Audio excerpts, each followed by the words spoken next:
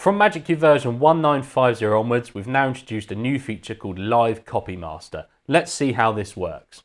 So the idea of a live copy master is exactly what it says. It will select a group of lights and you can have them live copy some other fixtures. Now, of course, you've been able to do this for some time in things like our patch window by doing copy head programming or cloning, etc. But that's a permanent change at that point. This is a temporary thing only. A good use case of this could be that maybe I've programmed something for my spots and then last minute I was given some floor package or some pars or something at the front of the stage, or I just simply ran out of time for all of my programming. Show started, or I came to the venue, there's extra fixtures, and I can quickly just say, well, copy these fixtures in my show as and when I need them. So let me show you how this works. On playback 2 here, I've got 3 cues for my spots, as you can see here. Q1 is the spots out in blue. Q2, they go to the cross position in green with a gobo, and Q3, they go to red, again in a different position. Now, in my case here, I've got some pars, so I've got some color dash pars. I've got no programming for these at the moment. I haven't programmed any cues. I've just located them now, and you can record your copy masters in 2 different ways. So I'm just showing you it's group 17, which are my color dash pars here. I've got no programming on them. What I can do is clear my programmer and just record a blank cue to a playback. I can then go to my cue stack options, so triple press your select button or the legend and go to function. Here you set the group ID. So I set the group ID for my pars, so group 17. I set it as a live copy master, yes, and then I need to set which group of lights I want it to copy from. So I'm going to select group 7, which is my spots here.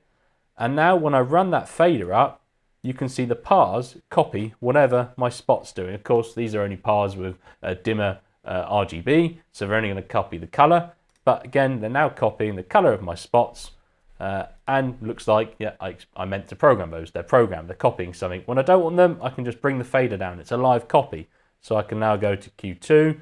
Okay, I want to do that, and I want to introduce now those pars on the front of the stage. Great.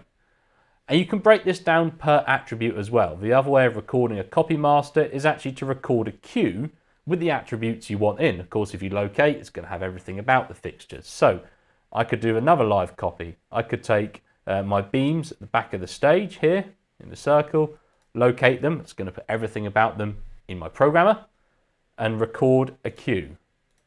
At this point, this is just a locate cue of those beams. Again, if I triple press 1, 2, 3, go into function, I don't need to set the group ID this time because I've already recorded some attributes into the cue. And I go and set this as, again, a live copy master and select the group it's going to copy from. It's going to copy whatever the spots are doing. And now when I bring that fader up, it will do that. Now, of course, for something that's got a color wheel, like in this case here, it might not be able to match the color wheel, but we can see it's matching positions as best it can there. A better example would have been if I'd used the wash lights, which are also RGB or CMY color mixing.